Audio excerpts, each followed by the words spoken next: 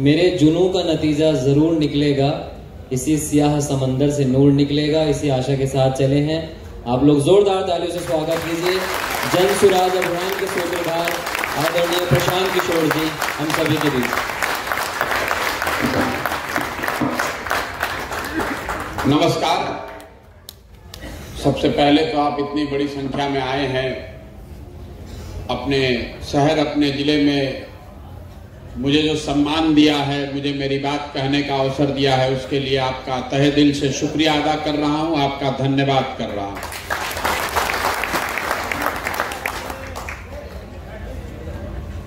जन सुराज पदयात्रा जो अभी पिछले 6 महीने से हम लोग कर रहे हैं, ज्यादातर आदमी तो अभी भी यही समझ रहा है कि भाई ये चाहते क्या है।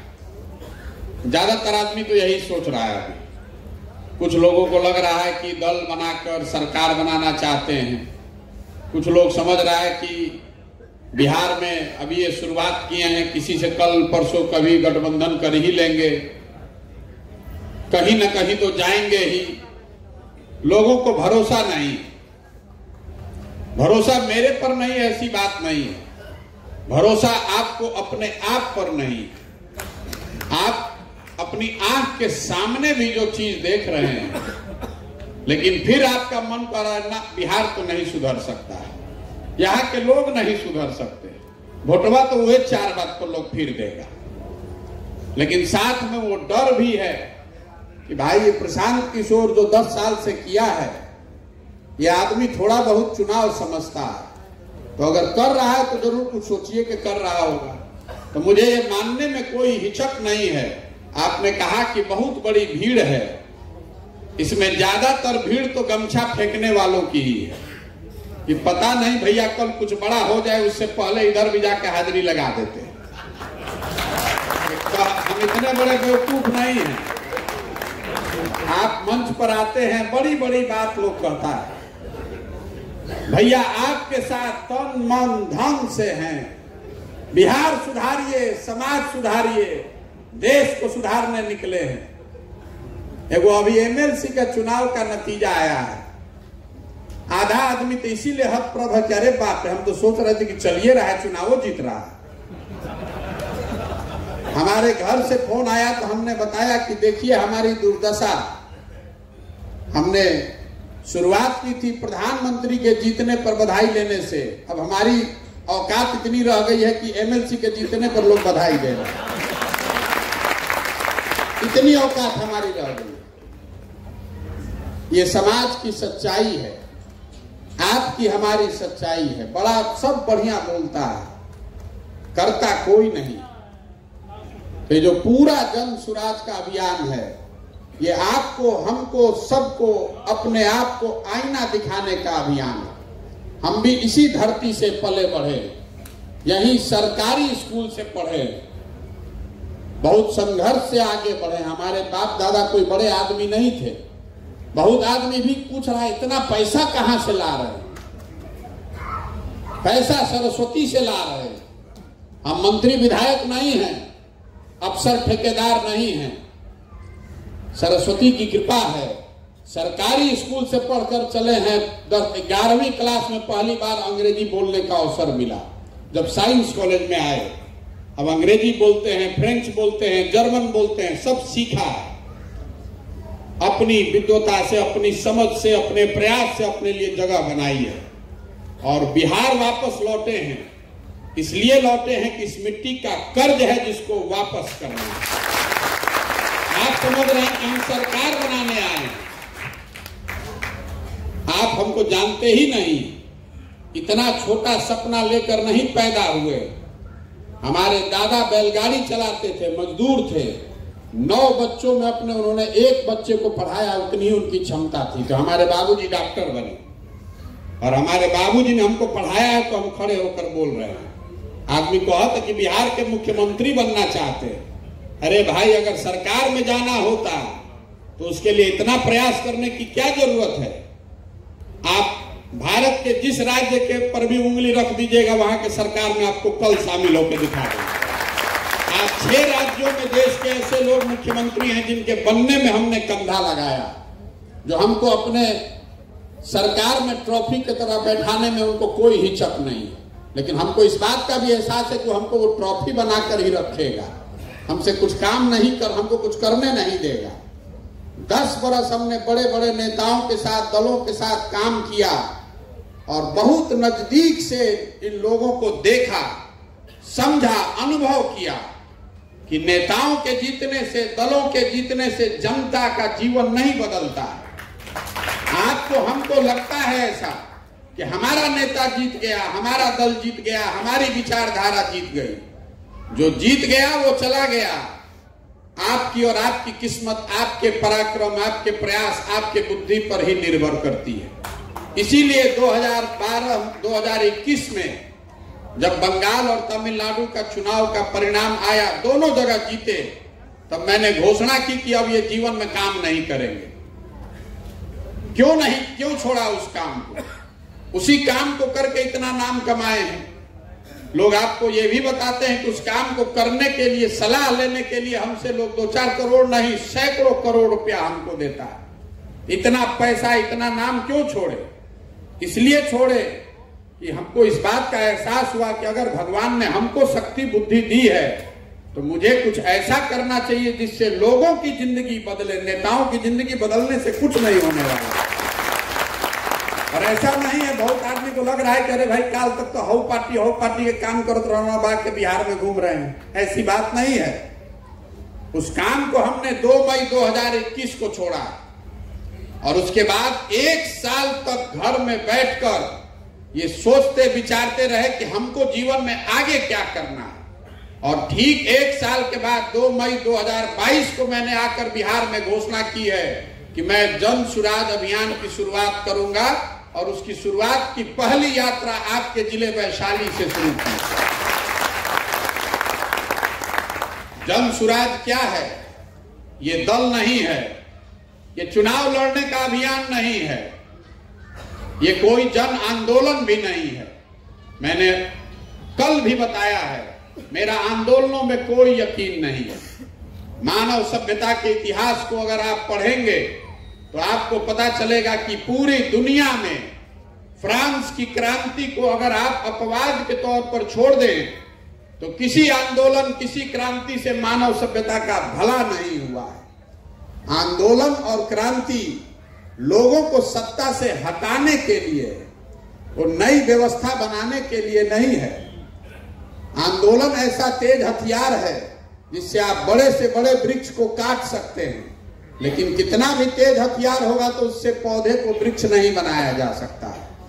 तो जन सुराज न दल है न आंदोलन है, ये समाज की मदद से एक नई राजनीतिक व्यवस्था बनाने का प्रयास है, जिसमें दल तो बने लेकिन वो दल समाज के सही लोग मिलकर बनाएं। कोई प्रशांत किशोर, कोई व्यक्ति, कोई परिवार, कोई जाति का दल ना हो, वो बिहार के लोगों का दल हो, ये प्रयास है।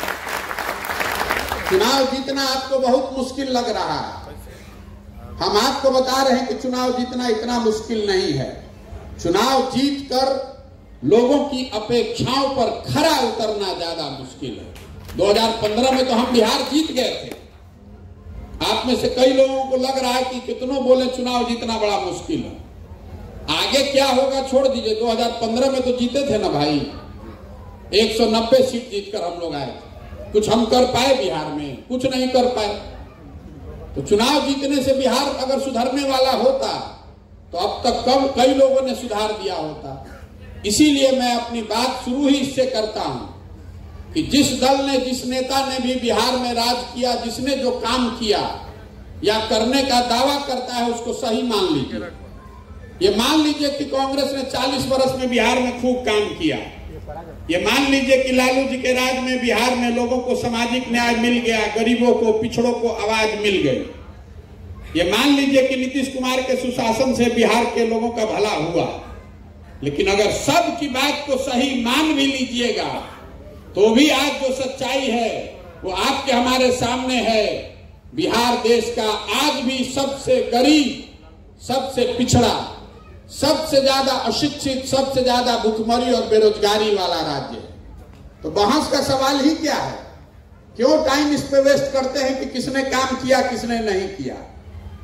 हम कह रहे हैं कि भाई जिसने जो काम किया उसके लिए उसको प्रणाम कर रहे हैं, जो काम करने का दावा कर रहा है उसके लिए भी उसको प्रणाम कर रहे हैं। लेकिन कोई भी सामान्य आदमी बताएगा कि जिस रास्ते पर पिछले 50 साल में आप बिहार को नहीं सुधार पाए, उस रास्ते पर अगले 50 साल में भी आप बिहार को नहीं सुधार पाइएगा। आपको पहले यह समझना है कि बिहार में ये दुर्दशा है क्यों। बिहार में ये दुर्दशा के जड़ में जो बात है वो लोगों की अपनी जो समस्या है उस पर वोट न देना है। देखिए, पूरी दुनिया भर के विद्वानों ने बताया है कि गरीबी से निकलने के तरक्की के 3 ही रास्ते हैं। पहला रास्ता है शिक्षा। अगर आपके घर में आपका बाल बच्चा पढ़ जाएगा तो पढ़ लिख कर वो अपनी तरक्की, अपने परिवार की तरक्की करा सकता है। दूसरा रास्ता है खेती। अगर आपके पास जमीन हो, अच्छी उन्नत खेती हो, तो उससे भी आप अपनी तरक्की करा सकते हैं। और तीसरा रास्ता है पूंजी। अगर आपने पढ़ाई नहीं किया है, अगर आपके पास खेती नहीं है लेकिन पैसा है, तो आप दुकानदारी, रोजी रोजगार करके, व्यापार करके आगे बढ़ सकते हैं। अगर आप बिहार का अध्ययन करेंगे तो आपको पता चलेगा कि ज्यादातर लोगों के लिए 3 में तीनों दरवाजे बंद हैं। बिहार में पढ़ाई की व्यवस्था सिरे से ध्वस्त कर दी गई। जो गरीब आदमी का बच्चा पढ़ रहा है स्कूल में, वहां पढ़ाई हो ही नहीं रहा है, वहां खाली खिचड़िए बटा रहा है। और बहुत आदमी जो यहां बैठे हैं वो ये समझ रहे हैं कि आपके बच्चे प्राइवेट स्कूल में पढ़ के बड़े होनहार हो रहे हैं। तो पहली बात, यहाँ ज्यादातर प्राइवेट स्कूल में भी पढ़ाई का स्तर बहुत खराब है। और दूसरी बात, अगर आप पढ़ाई स्कूल में प्राइवेट करके निकल भी गए तो कॉलेज तो यहाँ पर आपको सरकारी में ही पढ़ना पड़ेगा, कॉलेज तो प्राइवेट है नहीं। या यहाँ पढ़िए या यहाँ से बाहर जाइए। जो लोग यहाँ से बाहर जा रहे हैं उसकी संख्या कितनी है? 1 लाख आदमी चला जाएगा, 2 लाख आदमी जाएगा। 12-13 करोड़ लोगों के राज्य में सारे बच्चे तो बाहर नहीं जा सकते हैं पढ़ने। तो यहाँ पर पढ़ाई की सुविधा है ही नहीं, ना गरीब के लिए ना अमीर के लिए। स्कूल में खिचड़ी बट रही है और कॉलेज से 3 बरस की डिग्री 5 बरस में मिल रही है। पढ़ाई कहीं नहीं हो रहा। जो कॉलेज में भी लड़का जा रहा है वो एक बार जाता है नामांकन कराने, दूसरी बार जाता है एडमिट कार्ड लेकर परीक्षा देने और तीसरी बार जाता है डिग्री लेने। वो पढ़ाई नहीं कर रहा। तो इस समाज में जब ज्यादातर लोग पढ़ेंगे ही नहीं, आपका बच्चा जब पढ़ेगा ही नहीं तो मजदूर नहीं बनेगा तो कलेक्टर बनेगा। तो पहला रास्ता ज्यादातर लोगों के लिए बंद है। दूसरा रास्ता आपको मैंने बताया खेती। खेती करके लोग यहाँ क्यों नहीं अपना जीवन सुधार पा रहे हैं? तो पहली बात जानिए कि बिहार में चाहे सामाजिक न्याय, गरीबों की कितनी भी राजनीति हुई हो, यहाँ सबसे ज्यादा देश के भूमिहीन लोग रहते हैं। जो 100 लोग बिहार में रहते हैं उसमें 60 आदमी के पास तो 1 धूर जमीनें नहीं है। भूमि सुधार की दिशा में यहाँ 75 साल में कोई प्रयास नहीं किया गया। तो 100 में 60 आदमी के पास 1 धूर जमीन नहीं है। लेकिन ज्यादा समस्या ये है कि जिन 40 लोगों के पास जमीन है, उन 40 में 35 लोग ऐसे हैं जिनके पास 2 बीघे से कम जमीन है। तो जो खेती लोग यहाँ करते हैं वो कमाने वाली खेती नहीं है, वो खाने वाली खेती है। आप खेत में वही उपजाते हैं ताकि आपके बाल बच्चों का पेट भर सके। यहाँ नगदी फसल का कोई कॉन्सेप्ट नहीं है। तो एक जो यहाँ नगदी फसल होती थी वो गन्ना था, जो बड़े पैमाने पर लोग उगाते थे। वो भी चीनी मिलों के बंद होने से खत्म हो गया। तो धान गेहूं आप उगा रहे हैं, उसी में सरसों तीसी छींट कर किसी तरह पेट भर रहे हैं। आंकड़े बताते हैं कि बिहार में सिर्फ 500 में 5 किसान ही ऐसे हैं जिनके लिए कृषि आमदनी का जरिया है। 95 आदमी खेती करके खाली अपना बाल बच्चे का पेट भर रहा है या खेत में मजदूर है। तो शिक्षा है नहीं, खेती का रास्ता है नहीं। तीसरा रास्ता बचा पूंजी। और इस बात को आप समझिए, बिहार में प्रति व्यक्ति आय है 35,000, देश में प्रति व्यक्ति आय है 1,45,000। तो 35,000 में आप खाइएगा क्या और बचाइएगा क्या और पूंजी कहां से लाइएगा? अगर आपके पास पूंजी होती तो आप कुछ न कुछ रोजी रोजगार कर सकते थे। आपको लगता है कि बिहार में उद्योग इसलिए नहीं लग रहा है कि यहां पर लॉ एंड ऑर्डर खराब है। कुछ आदमी बताता है कि झारखंड के अलग होने के बाद से यहाँ खनिज नहीं है। कुछ लोग आजकल नया नया कहना शुरू किए हैं कि यहाँ समंदर नहीं है। ये तीनों बात गलत है। भैया अगर आप चीनी मिल चलाते हैं तो उसके लिए आपको खनिज की क्या जरूरत है? बिहार पूरे देश में 60% एम्प्लॉयमेंट जो है वो सर्विस सेक्टर में है, होटल में, आईटी में। आईटी बनाने के लिए आपको खनिज का क्या जरूरत है? एक कंपनी इन्फोसिस टीसीएस 5 लाख लोगों को नौकरी दी हुई है। जब उसका कोई यहाँ व्यवस्था नहीं है तो आपको नौकरी मिलेगा कहां से? उसके लिए खनिज की क्या जरूरत है? मुख्यमंत्री महोदय बता रहे हैं कि यहां पर समंदर नहीं है। तो भाई तेलंगाना में कौन समंदर है? पंजाब हरियाणा में कौन समंदर है? ये बता दीजिए। बिहार में उद्योगों के नहीं होने की वजह से, नहीं होने की प्रमुख वजह जो है वो है पूंजी की अनुपलब्धता। आपके पास पैसा नहीं है कोई रोजी रोजगार करने के लिए। और पूंजी अनुपलब्ध क्यों है? पूंजी आपको क्यों नहीं उपलब्ध है उसको समझिए। पूंजी आता है बैंक से। जो आप और हम पैसा बचाते हैं वो पैसे को आप बैंक में रखते हैं, बैंक उसको ऋण के तौर पर आपको वापस देता है। आप देखते हैं, आप दुकान करते हैं, रोजगार करते हैं, गाड़ी खरीदने जाते हैं। यहाँ रोजगार करने वाले ज्यादा लोग तो है नहीं, गाड़ी खरीदने के लिए लोग लोन लेता है। तो 5 लाख की गाड़ी है, आपने 1 लाख रुपया दिया, 4 लाख रुपया बैंक आपको लोन देता है। ये पूंजी ऐसे ही आता है। तो पूरे देश में एक मानक है जिसमें यह मानकर चला जाता है कि 100 रुपया जब आप बैंक में रखते हैं तो 70 रुपया बैंक लोन के तौर पर समाज को वापस देता है। और इसको RBI, reserve bank of India, बताता है सीडी रेशियो के तौर पर, क्रेडिट डिपॉजिट रेशियो। तो बिहार में देश का सीडी रेशियो है 70%। मतलब जो लोग देश भर के बैंकों में 100 रुपया रखते हैं, बैंक 70 रुपया वापस करता है आपको रोजी रोजगार के लिए। बिहार में ये रेशियो है 40%। इसका असर क्या हुआ वो सुनिए, आपकी आंख खुल जाएगी। पिछले साल बिहार में लोगों ने बैंकों में जमा किया 4,21,000 करोड़ रुपया। ये आरबीआई का डेटा है, बिहार में कोई आपको नहीं बताएगा। पिछले साल गरीब बिहार के लोगों ने बैंकों में, यहाँ के बैंकों में जमा किया बचत का 4,21,000 करोड़ रुपया।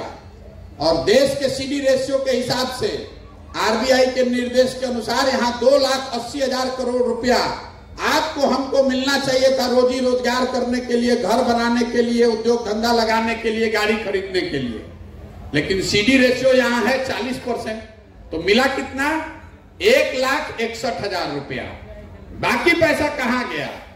बाकी पैसा बैंकों ने बिहार से ट्रांसफर कर दिया उन राज्यों में जहां पर इंडस्ट्री लग रही है, उद्योग लग रहा है। कर्नाटक में, गुजरात में, महाराष्ट्र में, तमिलनाडु, आंध्र प्रदेश, तेलंगाना में सीडी रेशियो है 90, 95, 100, 105। अब आपको एक और आंकड़ा देते हैं, इसको याद रखिएगा। सिर्फ सीडी रेशियो के गलत होने की वजह से 1990 में जब लालू जी मुख्यमंत्री बने, उस समय से लेकर पिछले साल तक बिहार से 26,35,000 करोड़ रुपया, नंबर याद रखिए, 26,35,000 करोड़ रुपया बैंकों ने बिहार के लोगों का दूसरे राज्यों में भेज दिया। कोई देखने ही वाला नहीं है।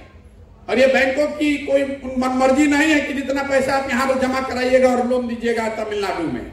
लेकिन जैसे यहाँ के अधिकारी सरकार की बात नहीं सुन रहे हैं, जैसे यहाँ के दूसरे लोग सरकार की बात नहीं सुन रहे हैं, वैसे बैंक वाले भी सरकार की बात नहीं सुन रहे हैं। जो कमिटी है उसके चेयरमैन है मुख्यमंत्री इस राज्य के। साल भर में वो मीटिंग में बैठते हैं, रोज कह रहे हैं कि भैया सीडी रेशियो ठीक कीजिए, बैंक वाला सुनिए नहीं रहा है।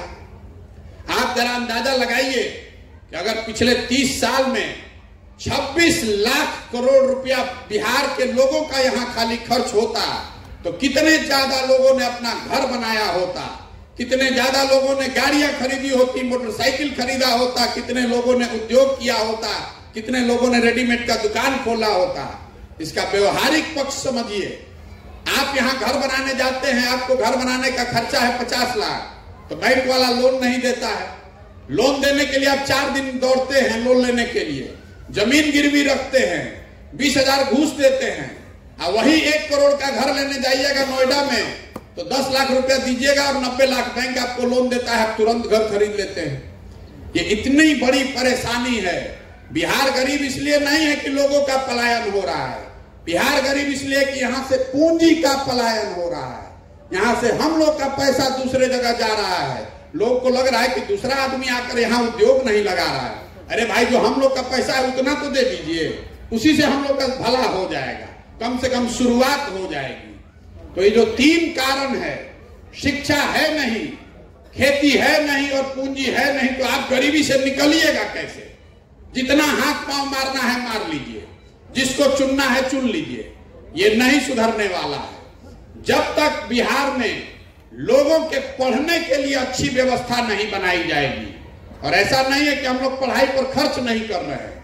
हर साल बिहार सरकार गरीब जनता का 40,000 करोड़ रुपया पढ़ाई पर खर्च कर रही है। 40,000 करोड़ हर साल, और उससे 40 बच्चे भी पढ़कर नहीं निकल रहे हैं। इतनी कुव्यवस्था, इतना भ्रष्टाचार है। जब तक यहाँ बच्चों के पढ़ने की व्यवस्था नहीं होगी, जब तक यहाँ खेती को कमाने वाला नहीं बनाया जाएगा और लोगों के हाथ में पूंजी नहीं उपलब्ध कराई जाएगी, तब तक बिहार से गरीबी नहीं निकल सकता, चाहे जितना प्रयास करना है कर लीजिए, जिसको वोट देना है दे लीजिए। लेकिन अब आप कहिएगा कि प्रशांत किशोर, अगर आपको समझ में आ रहा है तो दूसरों को ये बात क्यों नहीं समझ में आ रही है? बिल्कुल उनको भी समझ में आ रही है। तो हो क्यों नहीं रहा है, अभी आपको 2 मिनट में बताते हैं। यहाँ पर बिहार के आपके जिले के प्रबुद्ध लोग आप बैठे, अब आपसे एक सवाल पूछेंगे, आपको जवाब देना है, मुड़ी नहीं हिलाना है, सबको हाँ या ना बोलना है। इस बात से तो सब आप सहमत होंगे कि बिहार में और कुछ हो चाहे नहीं, सब बच्चों के पढ़ने के लिए अच्छी व्यवस्था होनी चाहिए। होनी चाहिए कि नहीं होनी चाहिए? बिल्कुल बिल्कुल। मुंह से खखार के बोलिए। अभी सवाल पूछेंगे, अभी आपको पता चलेगा क्या दिक्कत है। फिर से पूछ रहे हैं, और कुछ हो चाहे नहीं, बिहार में सब बच्चों के पढ़ने की अच्छी व्यवस्था होनी चाहिए कि नहीं होनी चाहिए? अभी हम लोग सुन लिए हैं, सब लोग कहा है कि होनी चाहिए। तो अब सारे लोग अपने अपने बच्चों के नाम पर जरा हाथ याद करके ईमानदारी से बताइए, अपने बच्चों के नाम पर आपने, दूसरे की बात छोड़ दीजिए, आपने कभी अपने जीवन में पढ़ाई के लिए, शिक्षा के लिए वोट दिया है तो बताइए। कौन दिया है बताइए भैया। तो काहे लिए बेकार माथा पीट रहे?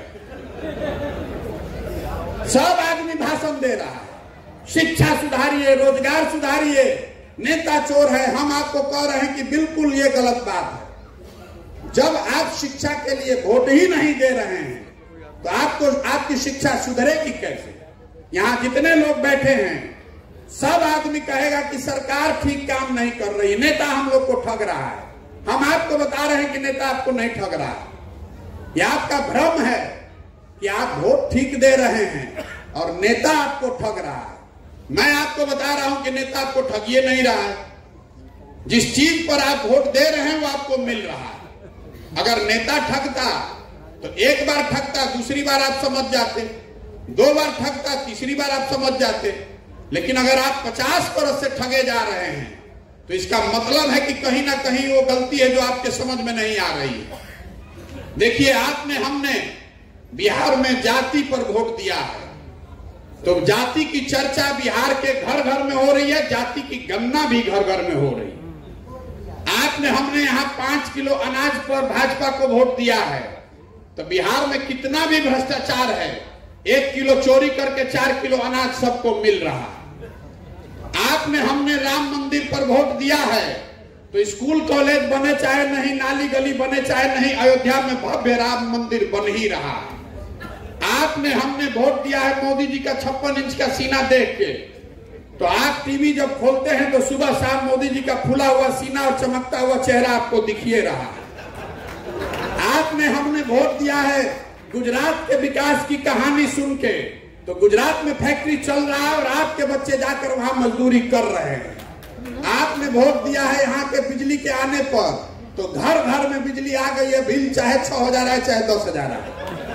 आप हमको सब प्रबुद्ध आदमी मिलकर बता दीजिए कि किस विषय पर आपने वोट किया है जो कि काम नहीं हो रहा। आपने जब शिक्षा पर वोट ही नहीं किया है रोजगार पर वोट ही नहीं किया है तो क्यों दिमाग खा अपना माथा फोड़ रहे हैं।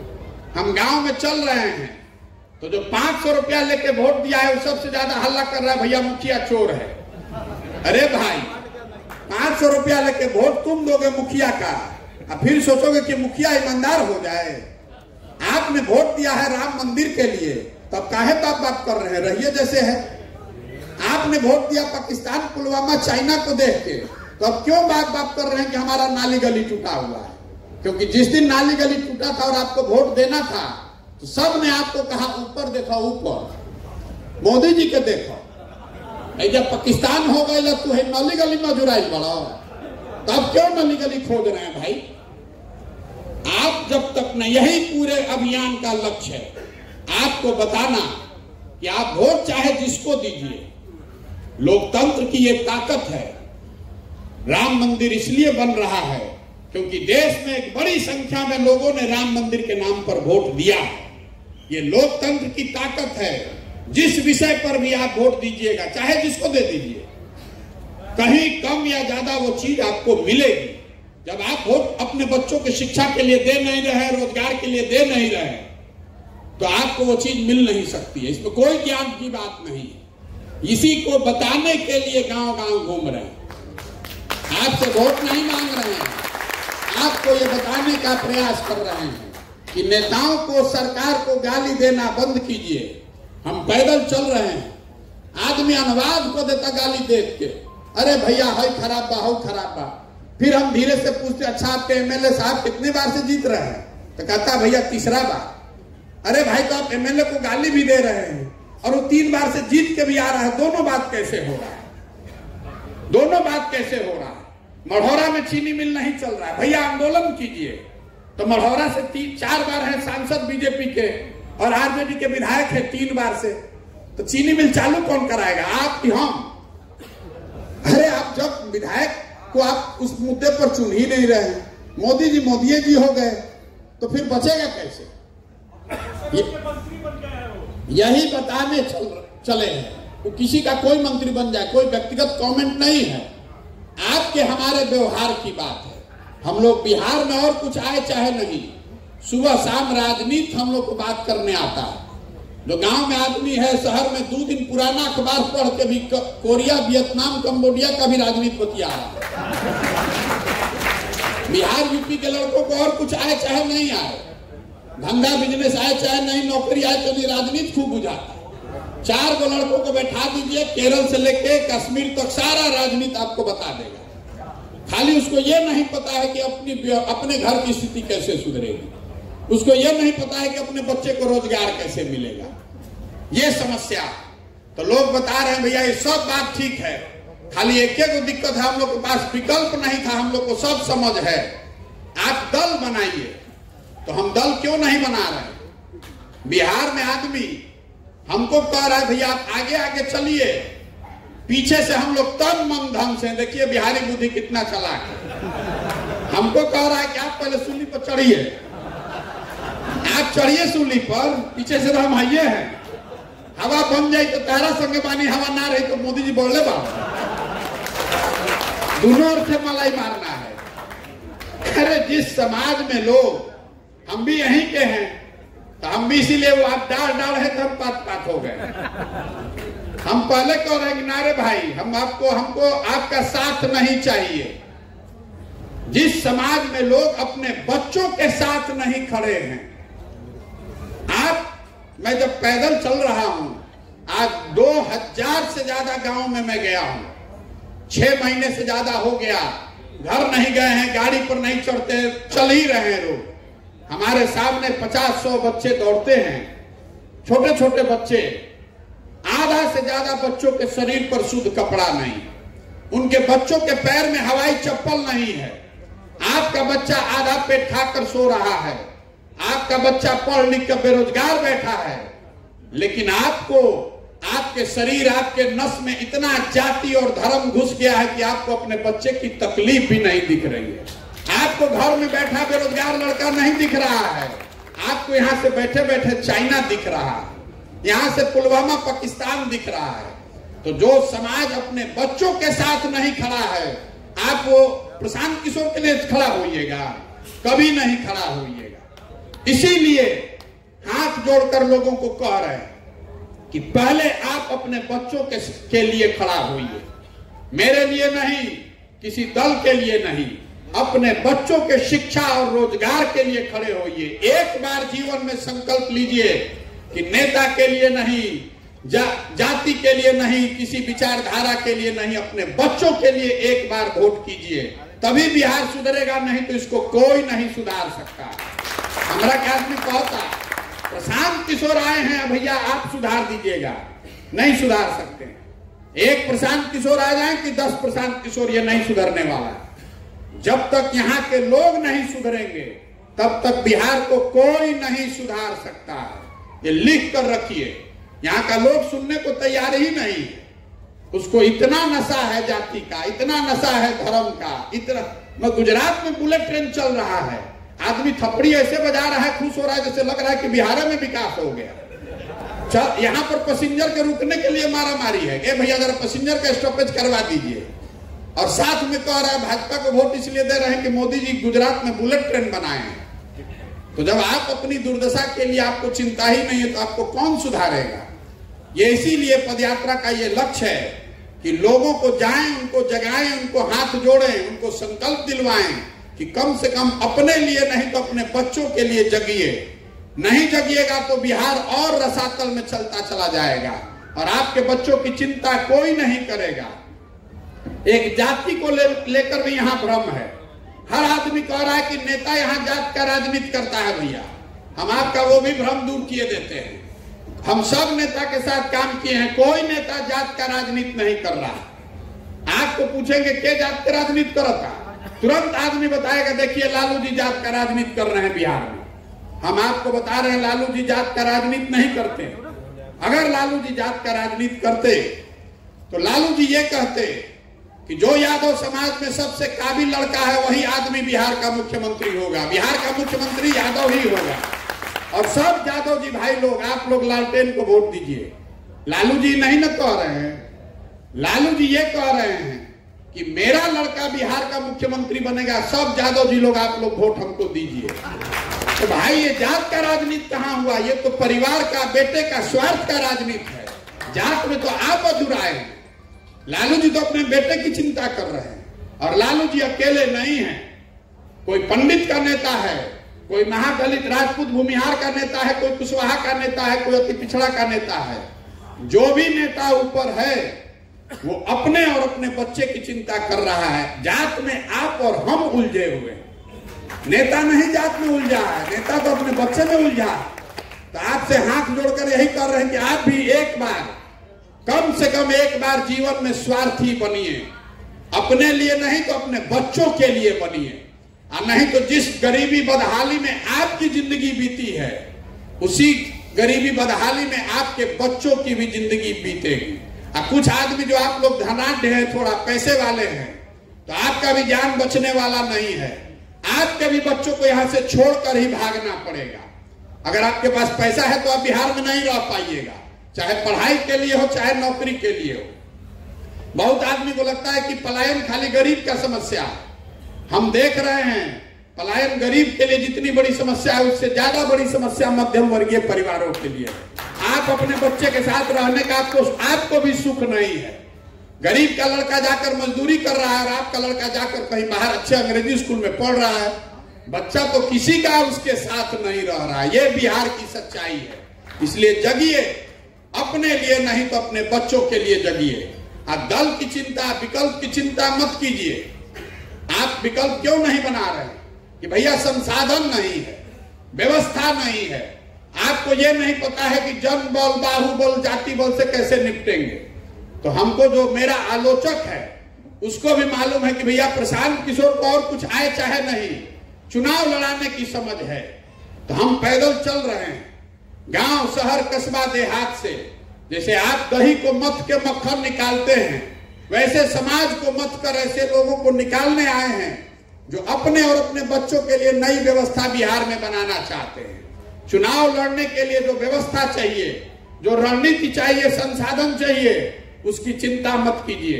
उसकी चिंता अपने भाई, अपने बेटे प्रशांत किशोर पर छोड़िए, अपने बच्चों के लिए खड़ा होइए। एक बार अपने बच्चों के लिए खड़ा तो होइए, और नहीं खड़ा होइएगा तो नेता को गाली देना बंद कीजिए। ये बंद कीजिए बकवास कि भैया बिहार बड़ा खराब है। आप ये सोच रहे हैं कि कोई आके मंगल ग्रह से बिहार सुधार दे और उसके बाद आपका जिंदगी बढ़िया हो जाएगा। तो भैया बिहार को अगर सुधारना है तो बिहार के लोगों को ही लगना पड़ेगा। कोई बाहर से आकर इसको सुधारने वाला नहीं है। समझ में आए तो इससे जुड़िए, और न समझ में आए तो जिस दल, जिस विचारधारा, जिस नेता का झंडा लेकर घूम रहे हैं, घूमते रहिए। हमको उससे कोई फर्क नहीं है, हम अपना काम कर रहे हैं। लोग आकर पूछ रहा है भैया इससे कैसे जुड़े, तो भाई इसमें पर्चा फाड़ के मेंबर बनने का कोई अभियान नहीं है, कोई व्यवस्था नहीं है। जब दल है ही नहीं तो हम आपको उसका मेंबर बनाएंगे कैसे? हम अपने पीछे चलने वालों को नहीं ढूंढने निकले हैं, दल के पदाधिकारी और कार्यकर्ता नहीं ढूंढ रहे हैं। हम ऐसे लोगों को ढूंढ रहे हैं जो दल बनाने की कुवत रखते हैं, काबिलियत रखते हैं, जो हमारे पीछे नहीं हमारे साथ चलना चाहते हैं। पूरा बिहार से जब पूरा पदयात्रा खत्म करेंगे, जो लोग भी तैयार होगा सबको एक साथ बैठाएंगे और सब लोग मिलकर तय करेगा कि दल बनाना है तो बनेगा दल। दल बनाने में कितना देर लगता है, और एक बार अगर हम दल सबके साथ मिलकर बनाएंगे तो चुनाव के लिए चिंता आप मत कीजिए, कोई नहीं बचने वाला है। हमको कह रहा है कि भैया जब से हम चलल बानी कि भाजपा का वोट ज्यादा काटेंगे कि महागठबंधन का काटेंगे, इसी गणना में लोग लगे हुए हैं। हम पहले दिन से बता रहे हैं कि भाई हम लोग की औकात ना भाजपा का वोट काटने का है ना महागठबंधन का काटने का है। हमारी औकात इतनी है कि जनता को अगर जगा दिया तो जनता दोनों को काट के साफ कर देगी। कोई नहीं बचने वाला, कोई नहीं बचने वाला है। मुफ्त में 35 साल से मुफ्त में वोट लेने की आदत लग गई है। भाजपा के डर से लालटेन को और लालटेन के डर से भाजपा को। काम कोई नहीं कर रहा है। तो एक बार जगिए, ये व्यवस्था बनाइए अपने और अपने बच्चों के लिए खड़े होइए। किसी बात की चिंता मत कीजिए। ये एमएलसी का जो चुनाव है इसके बल पर मत आइए। अगर इस सोच में आपका भरोसा है, साल 2 साल लगाने के लिए आप तैयार हैं, तब जुड़िए। चुनाव तो आता जाता रहेगा और चुनाव हारेंगे नहीं। आप 10 साल में हमने जिसका हाथ पकड़ा है वो कोई नहीं हारा।